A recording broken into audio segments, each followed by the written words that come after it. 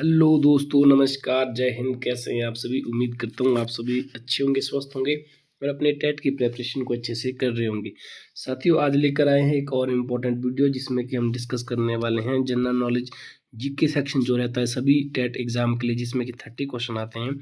उसमें हम डिस्कस करने वाले हैं आज के टॉप मोस्ट रिपीटेड क्वेश्चन जो टेट में आते हैं 50, उनको डिस्कस करने वाले हैं। 50 क्वेश्चन को डिस्कस करने वाले हैं विद ब्रीफ एक्सप्लेनेशन के साथ। हो सकता है कि वीडियो थोड़ी सी लंबी बने, ठीक है, क्योंकि हम इसमें पूरे 50 क्वेश्चन डिस्कस करने वाले हैं जो बार बार टेट के पेपर में आए हुए हैं। आप जानते हो जो जीके सेक्शन है ये सभी के लिए रहता है। आर्ट्स वालों के लिए सोशल स्टडी के अलावा 30 नंबर का जनरल नॉलेज का रहता है।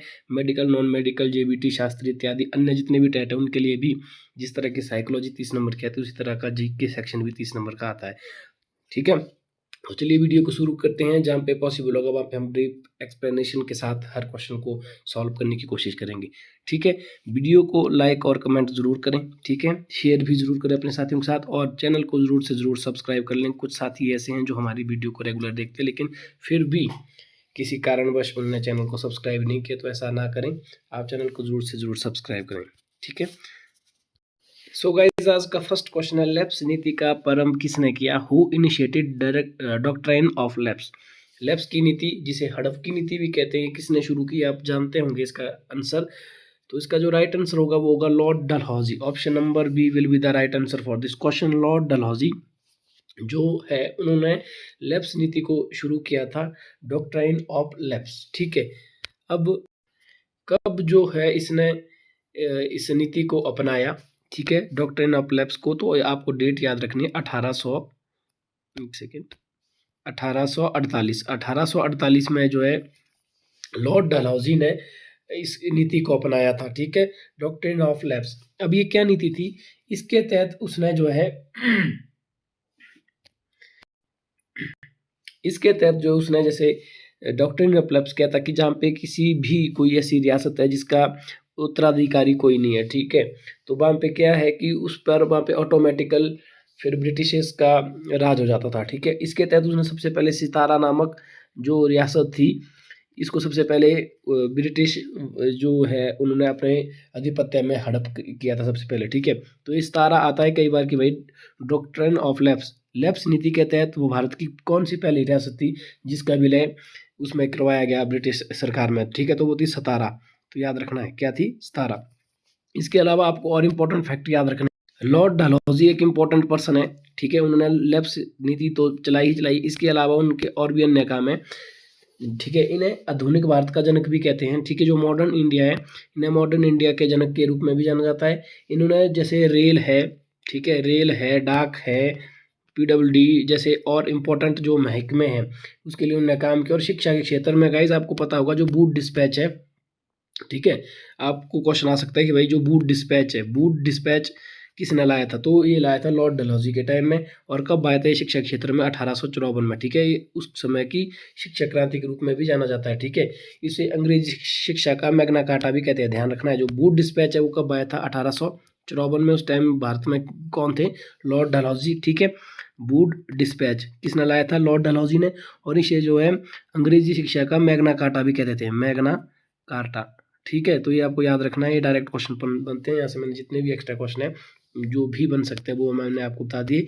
लॉर्ड कैनिंग का भी आपको बताना है कि लॉर्ड कैनिंग का टाइम पीरियड कब तक था भारत में, ठीक है। विलियम बेंटिंक जो है 1828 के आसपास थे, ठीक है। तो इस तरह से जो भी लॉर्ड गवर्नर जनरल और वाइस रहे हैं इंडिया के, इनके बाद जो इम्पोर्टेंट है जैसे विलियम बेंटिक हो गया, डलहौजी हो गया, ठीक है, और जो लॉर्ड कॉर्नवालिस हो गया, रॉबर्ट क्लाइव हो गया, हेस्टिंग्स हो गया, जो इम्पोर्टेंट इनका आपको थोड़ा बहुत पता होना चाहिए। बढ़ते हैं नेक्स्ट क्वेश्चन की ओर। अगला क्वेश्चन है, वर्नाकुलर प्रेस एक्ट किसने लागू किया? Who implemented the vernacular press act? तो ये आपको पता होना चाहिए कि ये किसने किया था? तो ये लॉर्ड लिटन ने किया था। Lord Lytton is the right answer for this question. जो लॉर्ड लिटन है गाइज, उनका जो कार्यकाल रहा है वो 1876 के अराउंड रहा है, ठीक है, 1876 के अराउंड रहा है। तो उन्होंने जो है एक तो उन्होंने इनके दो इंपॉर्टेंट काम है लॉर्ड लिटन के। फर्स्ट काम आपको याद रखना है, जो सिविल सर्विस से ये जो आईएएस है, ठीक है, उस टाइम इसको इंडियन सिविल सर्विस कैसे थे, आईसीएस, ठीक है, जैसे वर्तमान स्वरूप में इंडियन एडमिनिस्ट्रेटिव सर्विस, उस समय इंडियन सिविल सर्विस थी, ठीक है। इन्हें एज को घटा दिया था, इन्हें 21 से 19 साल को कर दिया था, मतलब ठीक है। पेपर देने की जो एलिजिबिलिटी क्राइटेरिया था एज का, उनको डिक्रीज किया था किसने, लॉर्ड रिटन ने 1876 में, ठीक है। इसके अलावा जो दूसरा काम इसने इंपॉर्टेंट किया था वो था वर्नाकुलर प्रेस एक्ट। मेरा इंपॉर्टेंट करने से कहने का मतलब है इस जो पेपर की दृष्टि से इंपॉर्टेंट है, ठीक है, वरना एक काम तो उसका घटिया ही था, वर्नाकुलर प्रेस एक्ट। इसके तहत क्या कर रहा था वो कि भाई जो भी भारतीय जो मीडिया है उसको गलत दबाने का काम किया था इसने, ठीक है। कैसे, अब जैसे उस समय जो भारत की मीडिया थी, जो हमारी स्वदेशी भाषा है, ठीक है, जैसे हिंदी है या कहीं पे जैसे मराठा है, जो वहाँ की लोकल लैंग्वेजेस जैसे न्यूज़पेपर पब्लिश करती थी, तो वर्नाकुलर प्रेस एक्ट जैसे ही लिटन ने लागू किया तो उसके बाद क्या हुआ कि भाई उनको पहले अंग्रेज़ों को दिखाना पड़ता था, ठीक है, कि कौन सा अखबार है। अगर हमारे जो भारतीय अखबार है अगर अंग्रेज़ों को ना दिखाए तो वो क्या करते थे, उसकी जो पूरी प्रेस प्रॉपर्टी उसको सील कर सकते थे, उसको बंद कर सकते थे, ठीक है। उसको ही वर्नाकुलर प्रेस एक्ट का था और एक किसने चलाया था, लॉर्ड रिटन ने। तो ये इंपॉर्टेंट फैक्ट है, आपको याद रखना है। और दूसरा जो मैंने ICS इंडियन सिविल सर्विस की जो एज रिड्यूस की थी वो भी लॉर्ड रिटन ने की थी, और इसका कार्यकाल आपको याद रखना है 1876, ठीक है। आई होप आप चीज़ों को समझ रहे हैं। बढ़ते हैं नेक्स्ट क्वेश्चन में। सो गाइस अगला क्वेश्चन है, भारत के राष्ट्रपति पद के लिए न्यूनतम निर्धारित आयु कितनी है? What is the minimum age for the post of president of India? अगर प्रेसिडेंट ऑफ इंडिया जो भारतीय संविधान के अंतर्गत एक पोस्ट है, ठीक है, सर्वोच्च पोस्ट है, उसके लिए न्यूनतम आयु कितनी होती है? तो आपको बिल्कुल बताना है। इसका जो राइट आंसर है वो है 35 ईयर, सभी को पता होगा, ठीक है। अब मुझे आप कमेंट करके बताइए जो मेंबर ऑफ पार्लियामेंट होते हैं लोकसभा या राज्यसभा, उसके लिए कितनी है इसकी एज, ठीक है। एज सभी को पता होनी चाहिए, MP की, MLAs की, जो स्टेट लेवल पे होते हैं मेंबर ऑफ लेजिस्लेटिव असेंबलीज उनकी, ठीक है, MP की ये आपको पता होना चाहिए, ठीक है। प्रधानमंत्री की, PM, CM, इन सब की आपको याद होनी चाहिए, ठीक है। बढ़ते हैं नेक्स्ट क्वेश्चन की ओर। सो गाइस अगला क्वेश्चन है, कांडला बंदरगाह कहाँ स्थित है? Where is Kandla fort situated? Gujarat, Maharashtra, Tamil Nadu, Andhra Pradesh? तो इसका जो राइट आंसर हो जाएगा वो जाएगा option number 1, Gujarat. Gujarat is the right answer for this question, ठीक है। तो गाइज ये डायरेक्ट क्वेश्चन था, इसको याद रखना है डायरेक्टली कि कांडला बंदरगाह गुजरात में स्थित है। सो गाइज नेक्स्ट क्वेश्चन है, सूर्य के चारों ओर पृथ्वी की गति को कहा जाता है? जनरल साइंस का ये क्वेश्चन है, ठीक है, सोलर सिस्टम से आया हुआ। The movement of earth around the sun is known as revolution, परिक्रमण, ठीक है। दो चीजें आपको याद रखने का, एक होता है परिक्रमण, एक होता है घूर्णन, ठीक है। जैसे गाइज थोड़ा सा मैं बता देता हूँ, जैसे ये अर्थ है, ठीक है, हमारा क्या ये प्लेनेट है, ये जो है सन है मान लो, तो अर्थ के सन के ऐसे अराउंड घूमता है, तो जो भी पूरा चक्कर लगाता है सन के उसको बोलते हैं परिक्रमण, ठीक है। जब अर्थ अपने राउंड भी ऐसे घूम रही है ना साथ साथ में, तो अर्थ भी घूम रही है ऐसे अपनी अपनी जगह पे, आगे आगे भी जा रही है लेकिन साथ साथ घूम रही है। जब अपने चारों तरफ उसको घूमते उसको कहते हैं घूर्णन, अपने अक्ष पे जब घूम रहे तो उसको घूर्णन कहते हैं, रोटेशन, ठीक है। लेकिन जब वो सन के अराउंड या किसी बड़े स्टार के अराउंड घूमते तो उसको कहते हैं हम परिक्रमण, ठीक है। आई होप आप चीज़ों को समझ रहे हैं। सो गाइस नेक्स्ट क्वेश्चन है, वर्ष 1969 में कितने बैंकों का राष्ट्रीयकरण हुआ था? तो how many banks were nationalised in year 1969? तो उस समय भी मैंने पहले भी ये हमारी सीरीज में क्वेश्चन डिस्कस हुआ और उस टाइम मैंने बताया था कि आज तक भारत में 2 बार राष्ट्रीयकरण हुआ है, ठीक है। एक बार 69 में हुआ है, उस समय कितने बैंकों के लिए होते, तो राइट आंसर कितना हुआ, 14। और दूसरी बार कब हुआ था ये भी मैंने आपको बताया, तो कमेंट सेक्शन में जरूर इसका आंसर दे कि दूसरी बार नेशनलाइजेशन बैंकों का कब हुआ था और उस समय कितने बैंकों के लिए होता है, तो ये मुझे आप कमेंट सेक्शन में जरूर बताएं, ठीक है। अब यार गाइस जैसे पिछली वीडियो में बताया तो हर वीडियोज़ में हर सेम क्वेश्चन को एक्सप्लेन ना करें तो बेहतर रहेगा, ठीक है। आप भी थोड़ा बहुत हमें कमेंट करें ताकि हमें पता चले कि आप हमारी वीडियोज़ को सच में देखते हैं क्या। रिसेंटली ही मैंने एक क्वेश्चन प्रॉपर करवाया है आपको, ठीक है। अगला क्वेश्चन है, लुम्बिनी में किसका जन्म हुआ था? Who was born in Lumbini? Swami Vivekananda, Gautam Buddha, Swami Mahavir, Swami Dayanand? तो इसका जो राइट आंसर है आपको पता ही होगा क्या होगा, Gautam Buddha. Gautam Buddha is the right answer for this question. Gautam Buddha का जन्म जो है कहाँ पे हुआ था? लुम्बिनी में, ठीक है। कमेंट करके बताइए कि स्वामी महावीर का जन्म कहाँ पे हुआ था, ठीक है। सो गाइस अगला क्वेश्चन है, भारत में कपास मिलों की सबसे अधिक संख्या है? The highest number of cotton mills in India are in? कहाँ पे सबसे ज़्यादा कपास की मिलें? तो इसका जो राइट आंसर है वो क्या होना चाहिए, 113 का राइट आंसर है B, मुंबई। तो मुंबई में भारत के मुंबई में कपास मिलों की सबसे अधिक संख्या है, ठीक है। बढ़ते हैं नेक्स्ट क्वेश्चन की ओर। सो गाइस नेक्स्ट क्वेश्चन है, मानचित्र पर जलाशयों को दिखाने के लिए किस रंग का प्रयोग किया जाता है? Which colour is used for showing water on map? ये क्वेश्चन भी आता है और बच्चे वाला क्वेश्चन है, हर बार आता है ये। Blue colour is the right answer for this question. अमूमन बार बार आपको देखने को मिल जाएगा ये क्वेश्चन। महाभारत में कुल कितने श्लोक थे, तो ये बताना है आपको। इसका जो राइट आंसर होगा वो हो जाएगा option number A. Option number A will be the right answer for this question. 1 lakh जो श्लोका है वो महाभारत में माने जाते हैं कि थे, ठीक है, 1 लाख श्लोकास। नेक्स्ट क्वेश्चन है डाइट किस देश की संसद है, ठीक है, तो डाइट जो है वो किस देश की है, रूस, चीन, जापान, नॉर्वे। तो आपको बताना है guys diet is the parliament of the which country, तो बताना है जल्दी से। इसका जो राइट आंसर है वो हो जाएगा Japan. Option number C will be the right answer. Diet जो है ये जापान की पार्लियामेंट है, संसद है, ठीक है। बढ़ते हैं नेक्स्ट क्वेश्चन की ओर। नेक्स्ट क्वेश्चन, ब्लैक पैगोडा स्थित है, the black pagoda is located at. ये क्वेश्चन भी हमने सीरीज में फिर से रिपीट है, तो इसमें ज़्यादा डिस्कस नहीं करने के। कोणार्क में है, क्यों ये कोणार्क में क्या है वो, ठीक है, सन टेम्पल है जो मैंने आपको बताया था।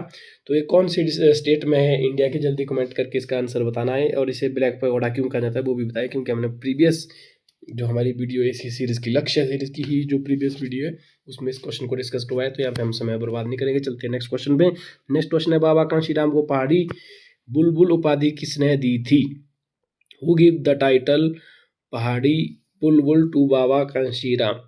पहाड़ दी बुलबुल मतलब पहाड़ी बुलबुल, ठीक है, यहाँ पे जो लिखा है थोड़ा सा पहाड़ दी बुलबुल या पहाड़ा दी बुलबुल, तो पहाड़ी बुलबुल मतलब बाबा, आपको पता है पहाड़ी बुलबुल किसको कहते हैं, बाबा कांशीराम को। आपसे पूछा यहाँ पे उपाधि दी किसने थी, तो ये दी थी सरोजनी नायडू ने। सरोजनी नायडू ने किसको दी थी, बाबा कांशीराम को, और क्या कहा था, पहाड़ी बुलबुल, ठीक है। सो गाइज नेक्स्ट क्वेश्चन है, संविधान का परिचय देता है या देती है, कौन देती है, dash is the introduction to the constitution. ये क्वेश्चन तो सभी को आना ही चाहिए, तो इसका जो राइट आंसर है वो हो जाएगा preamble of the Indian constitution. प्रस्तावना को संविधान का परिचय माना जाता है कि मतलब ये परिचय देता है, और इसी को जो है आत्मा भी कहते हैं, किसकी, संविधान की। प्रियम्बल को क्या कहा जाता है, भारतीय संविधान की आत्मा। और इसके अलावा भारतीय संविधान की आत्मा आर्टिकल 32 को भी कहा जाता है, लेकिन आर्टिकल 32 को डॉक्टर BR अम्बेडकर ने कहा था भारतीय संविधान की आत्मा, ठीक है। और प्रियम्बल को भी भारतीय संविधान की आत्मा कहा जाता है, ठीक है। बढ़ते हैं नेक्स्ट क्वेश्चन की तरफ।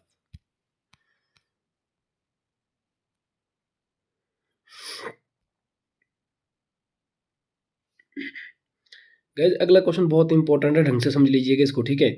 नगर निगम और पंचायत के चुनाव कौन करवाता है, राज्य सरकार, केंद्र सरकार, राज्य निर्वाचन आयोग, केंद्र निर्वाचन आयोग, ठीक है। तो इसका जो राइट आंसर है वो भी मुझे जल्दी बताइए क्या होगा। सबसे पहले जो ये 2 ऑप्शन है ये होंगे ही नहीं, ठीक है, क्योंकि सरकार है कभी भी इलेक्शन नहीं करवाती। इलेक्शन को कौन करवाता है, इलेक्शन कमीशन, निर्वाचन आयोग। अब आपको सिंपल याद रखना है, 2 तरह के होते हैं राज्य निर्वाचन आयोग, एक राज्य निर्वाचन आयोग, एक केंद्र निर्वाचन आयोग। जो केंद्र निर्वाचन आयोग है ये केवल और केवल MP जो सेंटर के इलेक्शन होते हैं, जो मेंबर ऑफ पार्लियामेंट्स मतलब पार्लियामेंट्री इलेक्शन जब होते हैं उनको करवाता है। जो स्टेट इलेक्शन कमीशन है ये जो है MLAs के करवाएगा, मेंबर ऑफ लेजिस्लेटिव असेंबली। और इसके अलावा जो आपकी लोकल बॉडीज़ के इलेक्शन होते हैं, जैसे पंचायत स्तर पे हो गए, ब्लॉक स्तर पे हो गए, ठीक है, म्यूनसिपल कॉर्पोरेशन के हो गए, उनको करवाता है, ठीक है। यहाँ पे लिखा है देखो, नगर निगम और पंचायत, आर्टिकल 40 में इसके जिक्र हुआ है, ठीक है। तो कौन करवाता है, तो इसका जो राइट आंसर हो जाएगा वो हो जाएगा option number C, state election commission या राज्य निर्वाचन आयोग नगर निगम और पंचायत के चुनाव को कंडक्ट करवाता है, ठीक है। तो ये ऐसी बॉडी है, इलेक्शन कमीशन का काम ही इलेक्शन करवाने का होता है, जबकि सरकार के इसमें कोई रोल नहीं रहता है। इलेक्शन कमीशन चाहे वो स्टेट हो या सेंट्रल हो, ये दोनों जो है इंडिपेंडेंट बॉडीज़ है, ठीक है, इंडिपेंडेंट बॉडी है ये, ठीक है। इनके ऊपर किसी का भी कोई एक्सटर्नल प्रेशर नहीं है, ठीक है, तो सरकार के इसमें कोई इंटरफेयर नहीं होता है। सो गाइज अगला क्वेश्चन है, मौलिक अधिकारों को किस देश के संविधान से लिया गया, कनाडा, फ्रांस, जर्मनी, अमेरिका। तो फंडामेंटल राइट्स जो मैंने आपको बताया था कि वे 14 से लेकर 35 तक है, ठीक है। ये कहाँ से लिए गए हैं, तो ये लिए गए हैं अमेरिका से, यूनाइटेड स्टेट्स ऑफ अमेरिका से। क्या लिया गया है, फंडामेंटल राइट्स। फंडामेंटल राइट्स कहाँ से लिए गए हैं, अमेरिका से। और इसके अलावा वाइस जो प्रेसिडेंट है उसके जो भी उसकी प्रक्रिया है वो भी अमेरिका से ली गई है, ठीक है। अगर हम फंडामेंटल ड्यूटीज़ की बात करें तो फंडामेंटल ड्यूटीज़ कहाँ से ली गई है, तो ये ली है रशिया से। क्या ली है, फंडामेंटल ड्यूटीज़। मौलिक कर्तव्य, कई बार मौलिक कर्तव्य पूछता है, यहाँ तो अधिकार पूछा है, तो मौलिक अधिकार अमेरिका से लिया है, ठीक है। फंडामेंटल ड्यूटीज़ कहाँ से ली है, तो ये ली है आपकी रशिया से, ठीक है, तो आपको याद रखना है। बढ़ते हैं नेक्स्ट क्वेश्चन से, 7 बहनें नाम से कौन प्रसिद्ध है, तो 7 सिस्टर्स किसे कहा जाता है, तो आपको पता है कि पूर्वोत्तर के जो राज्य है, स्टेट ऑफ नॉर्थ ईस्ट, ठीक है। आप जानते हैं जो ये इंडिया है तो मेरा मैप थोड़ा सा जो ये है इस तरह से, तो जो इस तरफ इस यहाँ के जो स्टेट्स हैं, ठीक है, जैसे आपके असम हो गया, नागालैंड हो गया, त्रिपुरा, मिजोरम वगैरह, जो नॉर्थ ईस्ट के स्टेट्स हैं, उनको 7 स्टेट्स है बेसिकली वो, तो उन्हें जो है 7 सिस्टर्स के नाम से जाना जाता है, ठीक है। तो याद रखना है, क्वेश्चन अक्सर अलग अलग तरीके से रिपीटेड क्वेश्चन है पूछा जाता है। नेक्स्ट क्वेश्चन है 1 2 3, और 1 2 3 है पठार से क्या अभिप्राय है।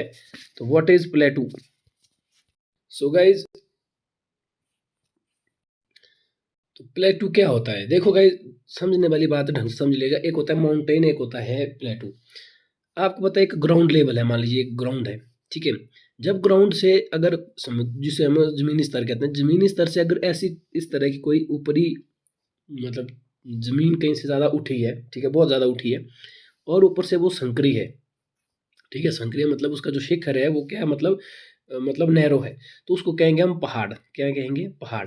लेकिन अगर गाइस ऐसी ही कंडीशन है, ठीक है, जमीनी स्तर से कोई भाग ऊपर उठा है, लेकिन ऊपर वो इस तरह का एक चौड़ा क्षेत्र बना रहा है, ठीक है। जमीनी स्तर से तो ऊपर उठा है, लेकिन ऊपर से संकरा ना होकर वो क्या है, चौड़ा है, तो उसको हम क्या कहते हैं, पठार। क्या कहते हैं, पठार। पठार अमूमन आपको जो है मध्य भारत में देखने को मिलेंगे, ठीक है। अब नॉर्थ इंडिया में जो है, उत्तर भारत में आपको पहाड़ देखने को मिलेगी, क्योंकि वहाँ पे भी जमीनी स्तर से कुछ भाग बाहर आया है, लेकिन वो संकरा है, इसका नाम उसे क्या कहते हैं, पहाड़ कहते हैं, जैसे हमारे हिमाचल प्रदेश इत्यादि, ठीक है। जबकि जो मिडल इंडिया है, मध्य भारत में, वहाँ पे पहाड़ ना होकर क्या है, अक्सर अधिकतर पहाड़, ये जो पठार है, छोटे से पहाड़ भी वहाँ पे पाए जाते हैं, जैसे विंध्याचल पर्वत इत्यादि, ठीक है। लेकिन सतपुड़ा की पहाड़ियाँ, लेकिन जो पठार है वो अमूमन ज़्यादा पाए जाते हैं मिडिल इंडिया में, ठीक है। तो यहाँ पे वही पूछा कि व्हाट इज प्लेटू, की प्लेटू होता क्या है, पठार होता है क्या है। तो इसका जो राइट आंसर है गाइस, वो क्या होना चाहिए, ऑप्शन नंबर सी, ऊंचे धरातल वाली जमीन का चौड़ा विस्तार। मतलब जो धरातल है वहां से ऊपर ऊंचे उठे हुए, लेकिन जो उसका शिखर हो वो कैसा होना चाहिए, चौड़ा, ठीक है। अगर संकरा हो तो ध्यान रखेंगे उसको क्या कहेंगे हम, पर्वत, ठीक है, या पहाड़। बढ़ते हैं नेक्स्ट क्वेश्चन की ओर। आई होप आप चीज़ों को समझ रहे हैं। अगर इन्फॉर्मेशन अच्छी लग रही होगी तो जरूर से जरूर कमेंट करें, ठीक है। वीडियो को लाइक करना ना भूले और शेयर करना ना भूले अपने दोस्तों के साथ, ठीक है। सो गाइस, नेक्स्ट क्वेश्चन है, और नेक्स्ट क्वेश्चन को शुरू करने से पहले मैं आपको फिर से एक बार याद दिलाता हूँ कि kindly subscribe our YouTube channel very hurry hurry, ठीक है। जल्दी से जल्दी जाकर एज सुन एज पॉसिबल इसको सब्सक्राइब कर लें हमारे चैनल को, अगर आप हमारे चैनल को रेगुलर वॉच करते हैं तो। बहरहाल क्वेश्चन है, भारत की स्वतंत्रता के समय ब्रिटेन का प्रधानमंत्री कौन था। Who is the who was the prime minister of Britain at the time of Indian independence. तो इसका जो राइट आंसर है क्या है भाई, सभी इसका राइट आंसर देखेंगे, ठीक है। तो इसका जो राइट आंसर है वो हो जाएगा option number A, Clement Attlee. Clement Attlee जो थी भारत की, जब स्वतंत्रता मिली थी भारत को 1947 के समय, उस समय ब्रिटेन की ये प्रधानमंत्री थी, ठीक है। तो ये डायरेक्ट क्वेश्चन है, याद रख लेना है। अगला क्वेश्चन है, पंचम वेद किस ग्रंथ को कहा जाता है। Very very important. पंचम ग्रंथ किसको कहा जाता है, कौन सी book, who book is called the fifth Vedas. तो ये है, इसका जो राइट आंसर है वो क्या हो जाना चाहिए, Mahabharata. Mahabharata is the right answer for this question, क्योंकि महाभारत को ही पंचवा वेद माना जाता है। इसके जो अन्य नाम है वो है, ठीक है, क्या है वो भी मुझे आप कमेंट करके बताएं, ठीक है। प्रीवियस वीडियो में हमने ये डिस्कस किया है कि जो महाभारत इसको अन्य किस नाम से भी जाना जाता है, ठीक है। कॉमन सा ये इसका आंसर होगा। अगला क्वेश्चन है, किस महाद्वीप में तीनों काल्पनिक रेखाएं कर्क, मकर और विषुवत रेखा गुजरती है, ठीक है। ऐसा कौन सा महाद्वीप है जहां से ये तीनों इमेजिनरी लाइंस, ठीक है, ये गुजरती है। तो इसका जो राइट आंसर है वो हो जाना चाहिए option number A, Africa is the right answer for this question. Africa ही एकमात्र ऐसा जो महाद्वीप है जिसमें तीनों रेखाएं, कर्क रेखा, मकर रेखा और विषुवत रेखा जो है वो गुजरती है, ठीक है। बढ़ते हैं नेक्स्ट क्वेश्चन की ओर। नेक्स्ट क्वेश्चन है, full form of LED. What is the full form of LED. LED light emitting diode, light emitting device, light enhancing device, light enhancing diode. तो इसका जो राइट आंसर है वो है ऑप्शन नंबर ए, LED का full form होता है light emitting diode. Light emitting diode is the full form of LED, ठीक है। डायरेक्ट क्वेश्चन है, याद रखना है। इस तरह की जो कॉमन सी जो फुल फॉर्म्स है वो पूछी जाती है, ठीक है। भारत में वस्तु और सेवा कर कब शुरू किया गया। जीएसटी, आप जानते हैं जीएसटी जो है मोदी सरकार के द्वारा एक नया शुल्क शुरू किया, जिसने ठीक है। इसके ब्रीफ पे तो क्या ही जाएं, ठीक है, वीडियो ज़्यादा लंबी बन जाएगी। तो आपको सिंपल याद रखना है कि जीएसटी कब से शुरू हुआ था इंडिया में, when was the goods and service tax introduced in India. तो जल्दी से मुझे बताइए इसका जो राइट आंसर है वो क्या है, वो होगा ऑप्शन नंबर सी, 2017 की 1 जुलाई को इसको लागू किया गया था, शुरू किया गया था। ठीक है, 1 जुलाई ऑफ 2017, 2017, 1 जुलाई 2017 को क्या शुरू किया गया था भारत में, goods and service tax, GST. ठीक है, बढ़ते हैं गाइज नेक्स्ट क्वेश्चन की ओर। नेक्स्ट क्वेश्चन है 1 to 9, भारतीय करेंसी नोटों के पिछले भाग पर कितनी भाषाएं मुद्रित होती है। Very very important question. How many language are printed on the back of Indian currency notes. तो जल्दी से मुझे बताइए इसका राइट आंसर क्या होगा। तो इसका जो राइट आंसर है वो हो जाएगा ऑप्शन नंबर डी, 15। क्या हो जाएगा, 15। भारतीय करेंसी नोटों के पिछले भागों पर कितनी भाषाएं मुद्रित होती है, जिसका जो राइट आंसर हो जाएगा वो हो जाएगा 15 भाषाएं भारतीय करेंसी नोट्स के पीछे छापी जाती है। ठीक है, अगला क्वेश्चन है गाइस, मेक इन इंडिया का लोगो क्या है, what is the logo of make in India. बाघ, चीता, हाथी, शेर। तो इसका जो राइट आंसर हो जाएगा वो हो जाएगा शेर, लायंस। जो शेर है गाइस, लॉयन जो है, ये लोगो है किसका, make in India. Make in India का लोगो कौन सा है, लॉयन। तो इसका जो राइट आंसर हो जाएगा। अगला question again from the general science, आशा की धातु किसे कहा जाता है, what is called the metal of hope. तो uranium is the right answer for this question, क्योंकि यूरेनियम को ही जो है भविष्य का मतलब एक देखा जाता है होप की दृष्टि से, कि अगर यूरेनियम के भंडार अगर कहीं मिल जाते तो, क्योंकि सारी एनर्जी जो है रिन्यूएबल एनर्जी इसी के ऊपर डिपेंड है। यूरेनियम, जैसे यूरेनियम के भी 2 आइसोटोप है, यूरेनियम 235 और यूरेनियम 238। ठीक है, तो इसको ही जो है यूरेनियम को मेटल ऑफ होप के नाम से जाना जाता है। अगला क्वेश्चन है, तो ये तो नहीं करेंगे हम ये वाला क्वेश्चन, क्योंकि ये करंट अफेयर का है, तो पुराना पेपर है ये।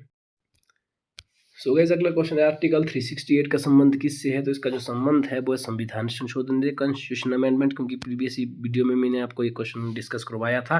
ठीक है, कि आर्टिकल 360 का जो है इसका संबंध किससे है, कॉन्स्टिट्यूशन अमेंडमेंट, संविधान संशोधन की प्रक्रिया से है। ठीक है, उच्चतम न्यायालय जिसे हम सुप्रीम कोर्ट कहते हैं उसका किससे है, तो सुप्रीम कोर्ट आता है आर्टिकल 124 में। ठीक है, किस में आता है, आर्टिकल 124 में। केंद्र राज्य संबंध कौन से आर्टिकल में आता है, तो ये आप मुझे कमेंट करके बताएं। नागालैंड के लोक नृत्यों का नाम क्या है, what is the name of Nagaland folk dance. तो क्या है भाई, इसका जो राइट आंसर है उसका हो जाएगा option number B, option number B, युद्ध नृत्य। युद्ध नृत्य कहाँ का लोक नृत्य है, ये है नागालैंड का। कहाँ का है, नागालैंड का। कौन सा, युद्ध नृत्य। तो याद रखना है।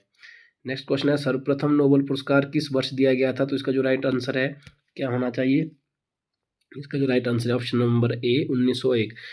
1901 में सबसे पहला नोबेल पुरस्कार दिया गया था। ठीक है, सो गाइस, अगला क्वेश्चन है, हिमाचल प्रदेश के प्राचीनतम निवासी कौन थे, who were the oldest resident of Himachal Pradesh. Kol, Arya, Gaddi या इनमें से कोई नहीं। तो Kol is the right answer. Koli या कोल को जो है हिमाचल प्रदेश के प्राचीनतम निवासी के रूप में जाना जाता है हिमाचल सामान्य अध्ययन में, कि कोल जो जाति के लोग थे वो भारत के हिमाचल प्रदेश के प्राचीनतम निवासी है। ठीक है, तो ऑप्शन नंबर ए यहाँ पे राइट आंसर हो जाएगा इस क्वेश्चन के लिए। अगला क्वेश्चन है, शब्द संक्षेप इरडा, IRDA में डी किसे कोट करता है, मतलब डी किसे रिप्रेजेंट करता है ERDA में। ठीक है, तो इसका जो राइट आंसर है वो हो जाएगा ऑप्शन नंबर सी, डेवलपमेंट। क्या हो जाएगा right answer, development. Connecting India निम्नलिखित में से किसकी टैगलाइन है, एयर इंडिया, भारतीय स्टेट बैंक, भारतीय रेल या BSNL। अगर आपके पास या आपके किसी जैसे पेरेंट्स के पास पुराने समय में BSNL, अभी तो मतलब BSNL काफ़ी ज़्यादा थोड़ा सा मार्केट में डाउनफॉल पे चला है। अगर आपने पुराने समय में देखा तो BSNL काफ़ी ज़्यादा यूज़ होता था। तो उस समय अगर आपने थोड़ा बहुत भी BSNL की एडवर्टाइजमेंट के में या थोड़ा बहुत कभी इधर उधर सुना होगा तो BSNL की टैगलाइन आती थी भाई, कनेक्टिंग BSNL, कनेक्टिंग इंडिया। ठीक है, तो BSNL जो ये कनेक्टिंग इंडिया है किसकी थीम है या किसका टैगलाइन है, तो ये है BSNL का, भारतीय संचार निगम लिमिटेड का। ठीक है, अगला क्वेश्चन है, हिमाचल प्रदेश व कुछ अन्य राज्यों में प्रचलित बेकार प्रथा से क्या तात्पर्य है। बेरोजगारी, मजदूरी दिए बिना जबरन कार्य करवाना, बंधुआ मजदूरी या उपरोक्त में से कोई नहीं। तो गाइस बेगार प्रथा आपको जानते थे कि भारत में भी कई जगह थी, लेकिन साथ साथ में हिमाचल प्रदेश में भी कहीं कहीं पर बहुत ज़्यादा प्रचलित थी। तो इसका क्या मतलब होता है, इसका जो right answer option number B हो जाएगा। इसका मतलब होता है कि भाई मजदूरी भी दिए बिना ही जबरन काम करवाना। जैसे कोई पूरे दिन भर आपसे काम करवाए, ठीक है ठीक है, तो उसके बदले में आपको कोई काम नहीं दिया कोई पैसा नहीं दिया जाएगा कुछ भी, बस आपको ऐसे फालतू में फ्री में काम करना है, ठीक है। उसको क्या देते हैं, बेकार प्रथा, ठीक है। नेक्स्ट क्वेश्चन है, नाहन शहर की स्थापना किसने की थी। तो जो नाहन शहर है उसकी जो स्थापना की थी सुमेर प्रकाश, सुख प्रकाश, बुद्धि प्रकाश या कर्म प्रकाश। तो इसका जो राइट आंसर हो जाएगा वो हो जाएगा option number D, Karm Prakash will be the right question for this question. तो नाहन शहर, हु एस्टेब्लिश्ड नाहन टाउन, तो कर्म प्रकाश जो है राइट आंसर हो जाएगा। कर्म प्रकाश ने नाहन शहर की स्थापना की थी। अगला क्वेश्चन है, मकोड़ी जोत किस जिले में स्थित है। हिमाचल के क्वेश्चन है, ठीक है। आपको पता है कि एचपी जो है हिमाचल जीके के भी कुछ एक क्वेश्चन आते हैं, ठीक है। तो वो भी आपको ध्यान रखना है कि एचपी जीके को जो क्वेश्चन है वो आते हैं। मकोड़ी जोत किस जिले में स्थित है, कांगड़ा, कुल्लू, चंबा, किन्नौर। इन विच डिस्ट्रिक्ट मकोड़ी जोत लोकेटेड या सिचुएटेड, ठीक है, या मकोड़ी पास। तो इसका जो राइट आंसर हो जाएगा वो हो जाएगा ऑप्शन नंबर ए, कांगड़ा। ध्यान रखना है, कांगड़ा में जो है कौन सी जोत है, वो है कांगड़ा में है मकोड़ी। एक है जलोड़ी गाइस, तो ध्यान रखना है, जलोड़ी, जलोड़ी जो है वो कुल्लू में है, ठीक है। जलोड़ी पास के नाम से भी जाना जाता है। तो कुल्लू में कौन सी है, जलोड़ी, कांगड़ा में है मकोड़ी, ठीक है। तो ये आपको ध्यान रखना है दोनों क्वेश्चन। एचपीजीके के क्वेश्चन अक्सर बार बार पूछे जाते हैं, मतलब पूछे ही जाते हैं, 8-10 क्वेश्चन तो आते ही आते हैं, बिल्कुल ईजी लेवल रहता है, तो इसमें आपको ज़्यादा घबराने की जरूरत नहीं है। ज़्यादा आपको ध्यान रखना है इंडिया का जीके, ठीक है। इंडिया का जीके भी बहुत वाइड नहीं पढ़ना है आपने, सिंपल देखना है कि हिमाचल और इंडिया के जीके में जो एग्जाम ओरिएंटेड चीज़ें ही पढ़नी है आपको, ठीक है। तो वो मैंने आपको बता ही दिया किस तरह से पढ़ना है, ठीक है, बहुत बार बताया है। यहाँ पे तो हम सिंपली मॉक टेस्ट टाइप ये वीडियोस कर रहे हैं कि भाई जो प्रीवियस ईयर में आए क्वेश्चन है उनको किस तरह से कैसे आते हैं, ताकि आपको थोड़ा सा आइडिया लगे। बाकी प्रेपरेशन किस तरह से करनी है वो तो मैंने आपको बहुत बार बताया है। बहरहाल नेक्स्ट क्वेश्चन है, हिमाचल प्रदेश की सबसे उपजाऊ घाटी कौन सी है। Which of the most fertilize land in Himachal Pradesh, Kullu, Bal, Ravi, Kangra. तो ये क्वेश्चन भी आपने अगर थोड़ा बहुत आपको एचपीजीके का नॉलेज है तो बार बार पढ़ा होगा। इसका जो राइट आंसर हो जाएगा बल घाटी, ये मंडी जिले में है। तो बल घाटी को हिमाचल प्रदेश की सबसे उपजाऊ घाटी कहते जाते हैं। और ये कौन सी रिवर के अलॉन्ग आती है, तो ये ब्यास रिवर के अलॉन्ग आती है, ठीक है। और ये कौन सी डिस्ट्रिक्ट में, तो ये है मंडी में। नेक्स्ट क्वेश्चन है गाइस, टांकरी क्या है। व्हाट इज टांकरी, बुनाई का तरीका, विवाही रीत, एक सिक्का या एक प्रकार की लिपि। तो आपको पता होना चाहिए, अगर हिमाचल प्रदेश जीके आप पढ़ते आ रहे हो तो इसका जो राइट आंसर है वो हो जाएगा एक प्रकार की लिपि, एक स्क्रिप्ट है, और हिमाचल प्रदेश की ही प्राचीन भाषा है, ये प्राचीन लिपि है। कौन सी, टांकरी। हिमाचल प्रदेश की लिपि कौन सी है अगर आए क्वेश्चन में, तो कौन सी है, टांकरी। या पहाड़ी लिपि कौन सी है, तो वो भी कौन सी है, टांकरी, ठीक है। ये अभी भी वर्तमान समय में भी इसको पढ़ा नहीं गया है, ठीक है। जिस तरह से इंडियन वैली सिविलाइजेशन है, आईबीसी है, उसकी जो लिपि है वो भी अभी तक पढ़ नहीं पाई है, ठीक है। उस तरह से टांकरी लिपि को अभी तक पढ़ा नहीं गया है, ठीक है। अगला जो क्वेश्चन है, हाटकोटी, निचार और सरहान के बीच में क्या समानता पाई जाती है।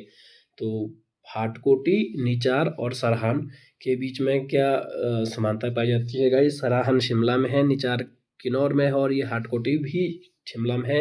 ये फलों के बगीचे, चरागाह, देवी की पूजा का स्थान या शिव पूजा का स्थान। शिव पूजा का स्थान तो है नहीं, देवी पूजा का स्थान भी हो सकता है, लेकिन जो इसका मोस्ट अप्रिशिएट फलों के बगीचे भी है यहाँ। तो इसका जो राइट आंसर है वो ऑप्शन नंबर सी ही है, देवी का पूजा का स्थान।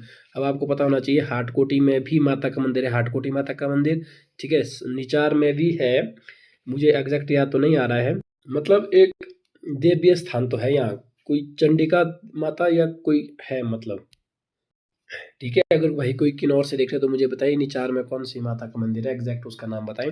और जबकि अगर हम सराहन की बात करें, सराहन में तो आपको बताया माँ भीमा काली, ठीक है, जो फेमस टेम्पल है वहाँ पे वो है। तो यहाँ पे जो इन तीनों पे कौन सी समानता पाई जाती है, तो यहाँ पे इन तीनों पे देवियों के पूजा के स्थान है, जो हिंदू मैथोलॉजी में देवियों की जो चर्चा है, दुर्गा है, बेसिकली दुर्गा के ही अवतार है।